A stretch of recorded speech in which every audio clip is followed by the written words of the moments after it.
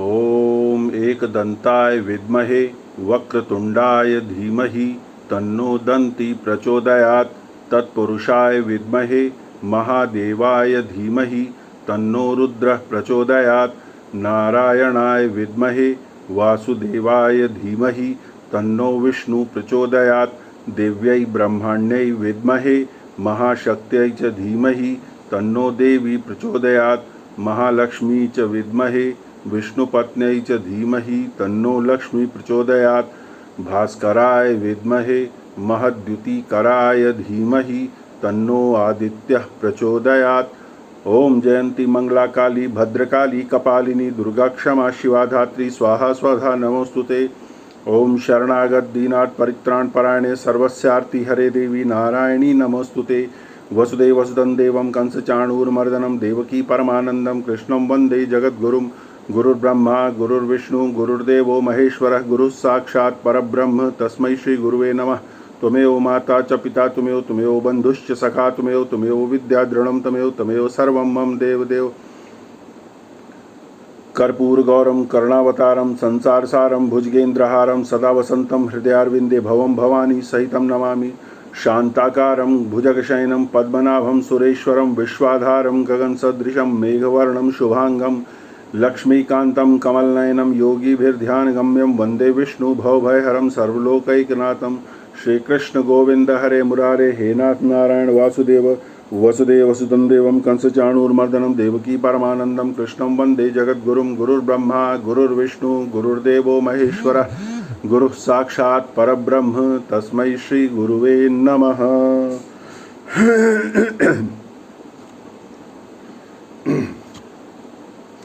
हम श्री रामचरितमानस का पाठ कर रहे हैं और प्रसंग है अयोध्या कांड का, जब कि राजा दशरथ देव लोक को पधार गए हैं, स्वर्ग सिधार गए हैं।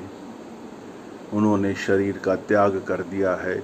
जब उन्होंने ये देखा और पाया कि मंत्री सुमंत्र बिना श्री राम लक्ष्मण और सीता के वन से वापिस आ गए, और सुमंत्र जी ने बताया कि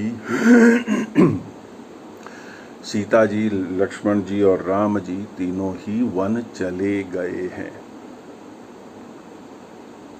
और उधर श्री राम जी पर्वत राज चित्रकूट में निवास स्थान बना रहे हैं। क्षमा कीजिएगा। भरत ही बिसरे पितु मरन सुनत राम बन गौन। हेतु अपन पऊ जानी जिय थकित रहे धरि मौनु। बिकल बिलो कि सुतहि समुझावती मनहु जरे पर लोनि लगावती। तात राहु नहीं सोचे जोगु बिढ़ई सुकृत जसु तिन्हि भोगु। जीवत सकल जन्म फल पाए अंत अमर पति सदन सिधाए। अस अनुमानि सोच परिहरहु सहित समाज राजपुर करहु। सुनि सुठि सह मेउ राजकुमारु पाके छत जनु लाग अंगारु। धीरज धरि भरि लेहि उसासा पापिनि सब ही भांति कुल नासा। जौ पै कुरुचि रही अति तोही जनमत काहे न मारे मोही। पेड़ काटि तय पालऊ सींचा मीन जियन निति बारी उलीचा। हंस बसु दशरथ जनकु राम लखन ने भाई। जननी तू जननी भई विधि सन कछु न बसाई। जब मैं कुमत कुमत जिय ठयऊ खंड खंड होई हृदय न गयऊ। बरमागत मन भई नहीं पीरा गरिन जीह मुँह परयु न कीरा। भूप प्रतीति तोरि किमि कीनी, मरण काल विधि मति हरि लीनी। विधि न नारी हृदय गति जानी, सकल कपट अग अवगुण खानी। सरल सुशील धर्म रत राउ, सो किमि जानती सुभाउ। अस को जीव जंतु जग माही, जेहि रघुनाथ प्राण प्रिय नाही। भे अति अहित राम तेउ तोहि, को तु अहि सत्य कहु मोहि। जो हसी सो हसी मुँह मसिलाई, आँखि ओठ उठी बैठई जाई। राम विरोधी हृदय ते प्रकट, कीन विधि मोही। मो समान को पात की बादी, कहु कछु तोही। सुनि शत्रुघ्न मातु कुटिलाई, जरहि गात रिस कछु न बसाई। तेहि अवसर कुबरी तह आई, बसन विभूषण विविध बनाई। लखी रीस भरयू लखन लघु भाई, भरत अनल घृत आहुति पाई। हुमगिलात ताकी कुबर मारा, परिमुह भर मही करत पुकारा। कुबर टूट फूट कपारु, दलित दसन मुख रुधिर प्रचारु। आह दई मैं काह नसावा, करत नीक फलु अनिस पावा। सुनि रिपुहन लखी नख सिख खोटी, लगे घसीटन धरि धरि झोटी। भरत दया निधि दीनि छड़ाई, कौशल्या पगि गे दो भाई। मलिन बसन बिबरन बिकल, कृस शरीर दुख भार।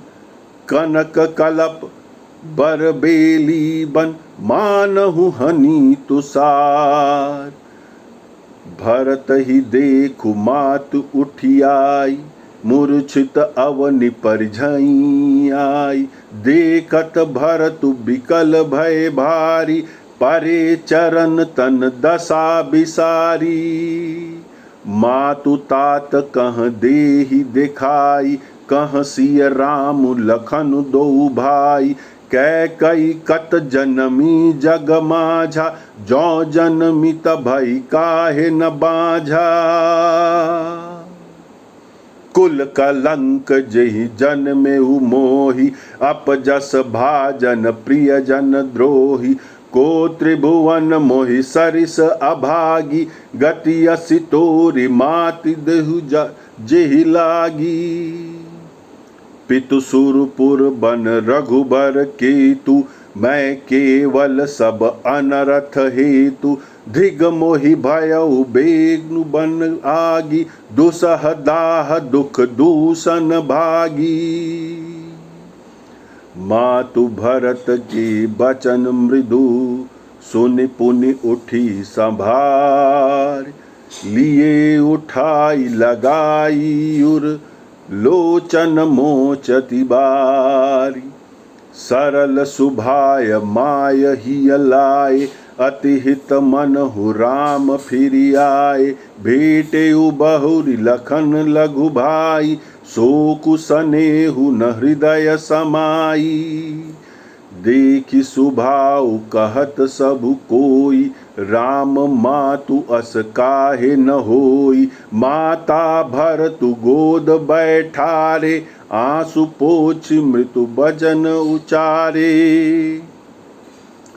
अजहि बच्छ बलि धीरज धरहु, कुसमउ समुझि शोक परिहरहु। जनि मानहु हिय हानि गलानी, काल करम गति अघटित जानी। काहु ही दोषु देहु जनिताता, भा मोहि सब विधि बाम विधाता। जो एतेहु दुख मोहि जियावा, अजहु को जानई काते ही भावा। पितु आयस भूषण बसन, तात तजे रघुवीर। बिस्मऊ हर सुन हृदय कछु, पहिरे बल कल चीर।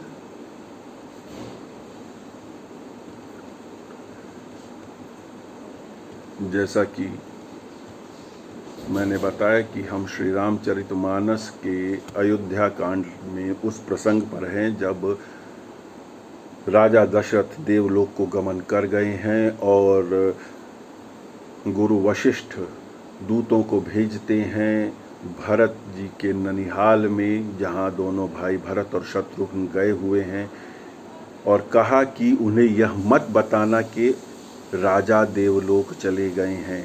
उन्हें बोलना कि गुरु ने किसी कार्य के लिए आपको तुरंत बुलाया है। और उसी दिन भरत जी कुछ अपशकुन अनुभव कर रहे थे। तो जैसे ही दूतों ने बोला कि आप दोनों को गुरु जी ने बुलाया है, गुरु वशिष्ठ ने, तो वो बहुत शीघ्रता से एक एक निमेष उन्हें एक वर्ष लग रहा था, इतने शीघ्रता से। निमेष को समझने के लिए समझिए कि सेकंड की भी अगर कोई खंड है, उतना कम समय भी उन्हें वर्ष भर लग रहा था कि हम कब गुरुजी से मिल पाएं। और जब यहाँ आए तो उन्हें पता लगा कि उनके पिता देवलोक चले गए हैं, राजा दशरथ देवलोक चले गए हैं, और यह पता भी लगा कि उनके इस दशा का कारण क्या है, और राम लक्ष्मण और सीता जी वन में वास कर रहे हैं।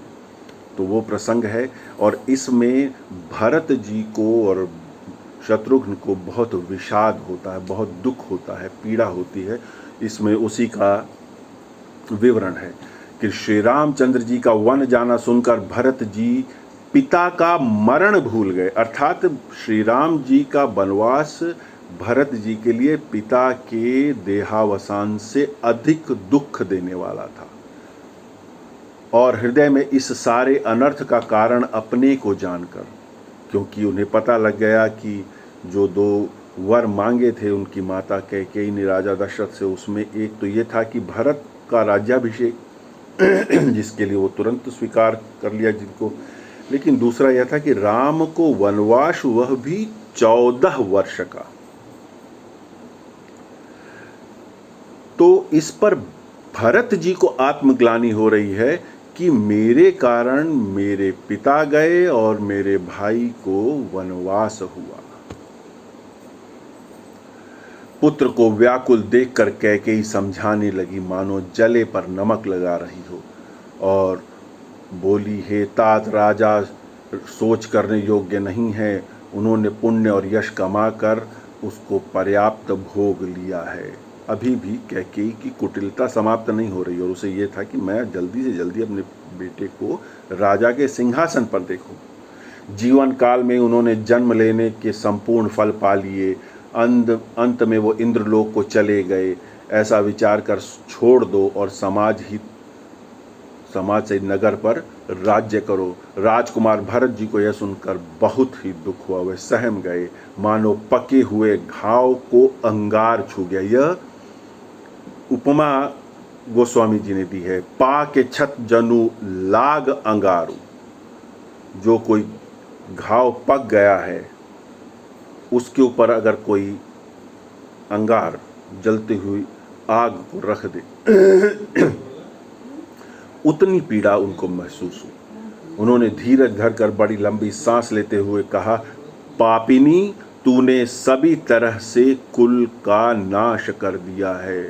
पापिनी सब ही भांति कुल नासा। हाय, तेरी ऐसी ही अत्यंत बुरी दृष्टि थी जो तूने जन्मते ही मुझे मार क्यों नहीं डाला।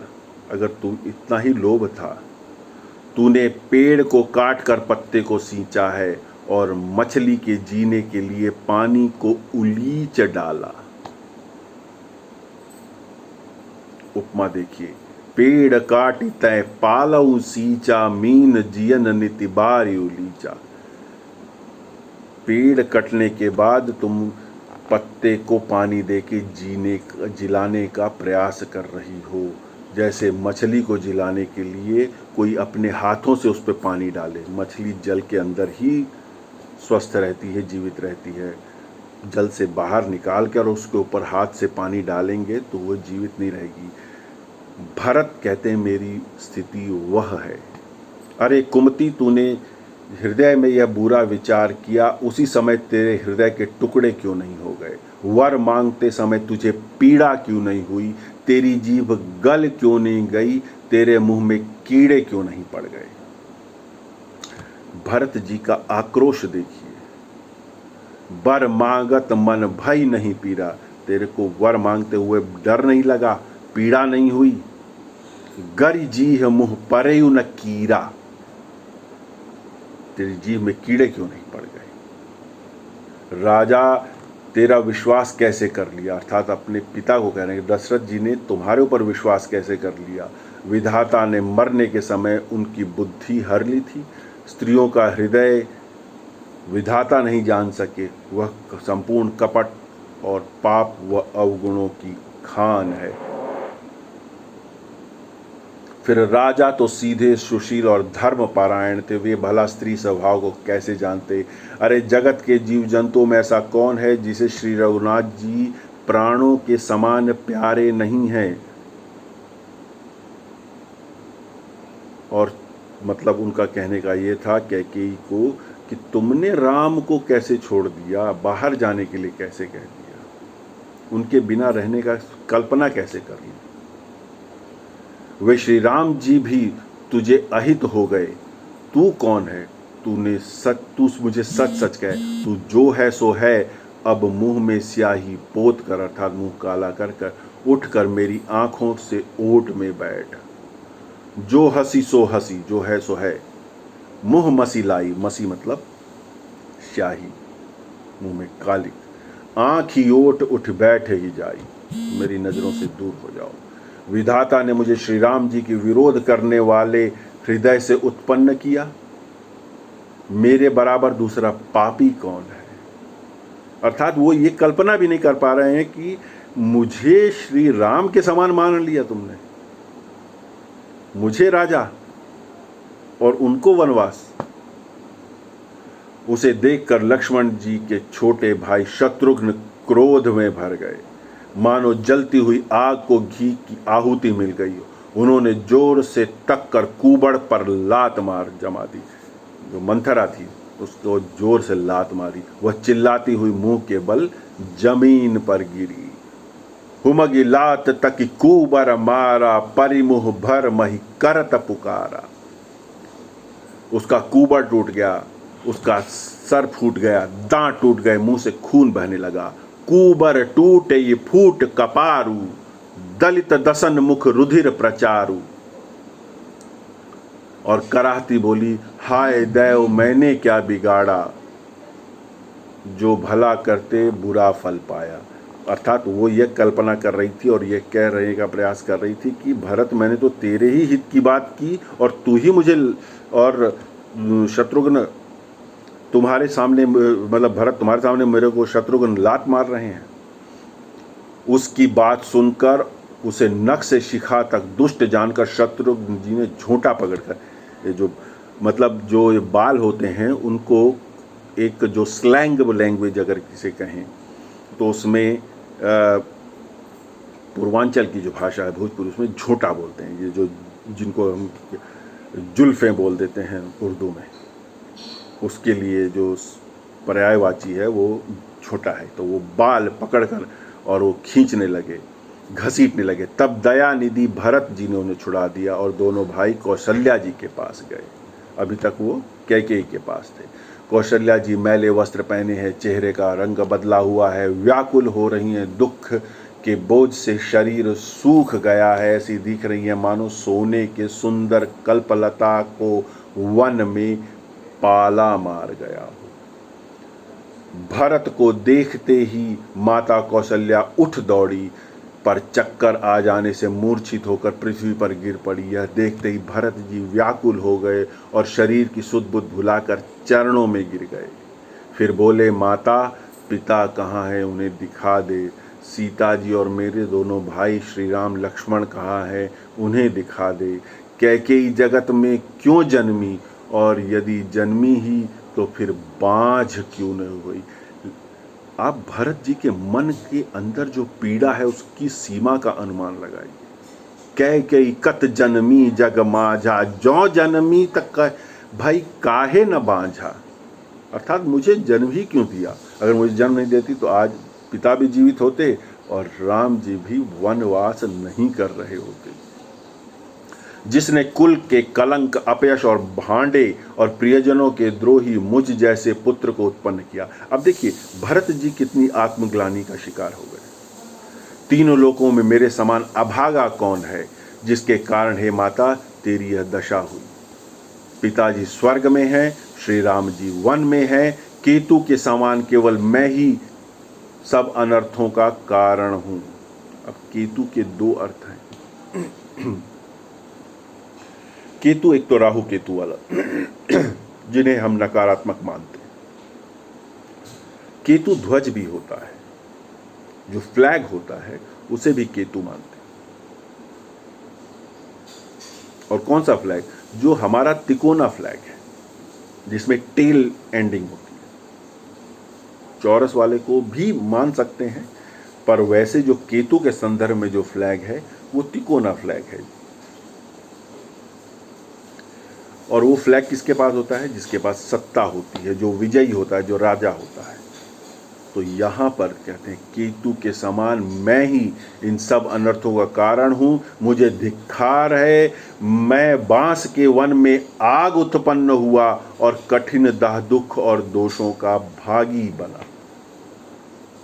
बांस के वन में आग, दावानल शब्द हमने सुना होगा, दावानल वन में आग लगना। सामान्यतः दावानल का, अब तो हर प्रकार के वृक्ष और वन कम हो गए हैं, वरना दावानल किस लिए होता था, सामान्यतः बांस से लगती थी। क्योंकि क्या है, बांस का यदि आपने पौधा देखा हो तो बांस एक झुरमुट में उत्पन्न होता है और बहुत सारे बांस एक साथ ही उग रहे होते हैं। और जब ये बहुत बड़े हो जाते हैं और हवा के चलने से बांस आपस में रगड़ खाते हैं, तो जब तक ये बांस हरे हैं तब तक तो संभावना नहीं रहती आग लगने की। पर जब ये बड़े हो जाते हैं और एक आयु तक पहुंचने के बाद जब सूखना शुरू कर देते हैं, जब इनमें जल तत्व कम हो जाता है, तब अगर तेज हवा भी चले तो ये आपस में रगड़कर अग्नि उत्पन्न कर देते हैं। तो वो कहना चाह रहे हैं भरत जी। भरत जी के कोमल वचन सुनकर माता कौशल्या भी संभल कर उठी। उन्होंने भरत को छाती से लगा लिया और नेत्रों से आंसू बहाने लगी।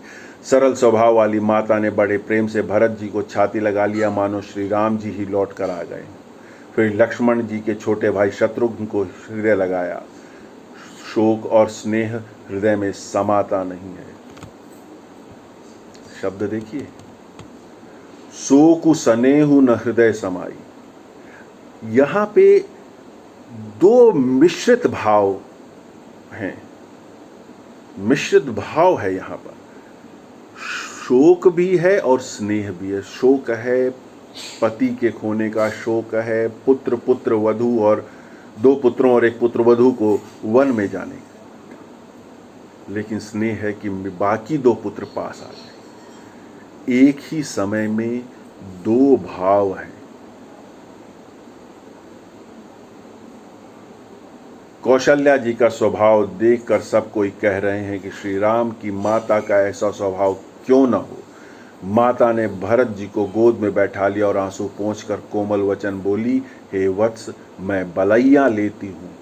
माता का हृदय देखिए, उस समय में मैं तेरी बलैया लेती हूँ, तुम अब भी धीरज धरो, बुरा समय जानकर शोक त्याग दो। काल और कर्म की गति अमिट जानकर हृदय में हानि और ग्लानि मत भरो। हे तात, किसी को दोष मत दो, किसी को दोष मत दो। विधाता मुझको सब प्रकार से उल्टा हो गया है, जो इतने दुख मुझ पर जिला रहा है, अब भी कौन जानता है उसे क्या भा रहा है। माता कौशल्या कह रहे किसी को दोष मत दो, दुख का समय है, इसमें धैर्य रखो। पता नहीं विधाता मुझे क्यों यह सब दुख दे रहा है और अभी और क्या होना है, उसे क्या भा रहा है। अजहुन को जान ही का ते ही भावा। हे तात, पिता की आज्ञा से श्री रघुवीर ने भूषण वस्त्र त्याग दिया और वल्कल वस्त्र पहनकर चले गए। उनके हृदय में कुछ विषाद नहीं था, न कोई हर्ष, न सावन हरे न भादो सूखे।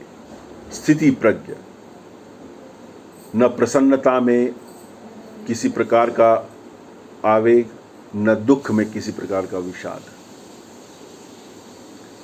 उनका मुख प्रसन्न था, उनके मन में आसक्ति नहीं थी, न रोष था न द्वेष था। सबका सब तरह से संतोष कराकर था, सबको समझा कर फिर वन को गए हैं। यह सुनकर सीता भी उनके साथ चली गई। श्री राम के चरणों की अनुरागिणी अलग कैसे रह सकती थी।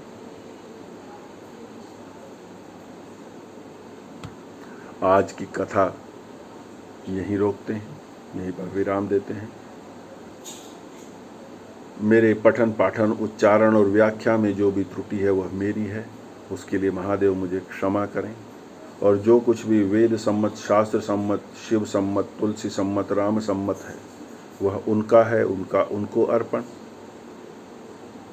जो लोग इस पाठ में मेरे साथ जुड़े हैं, मेरी महादेव से प्रार्थना है कि उन सभी का जीवन सुखमय, मंगलमय और वैभवशाली हो। हर हर महादेव।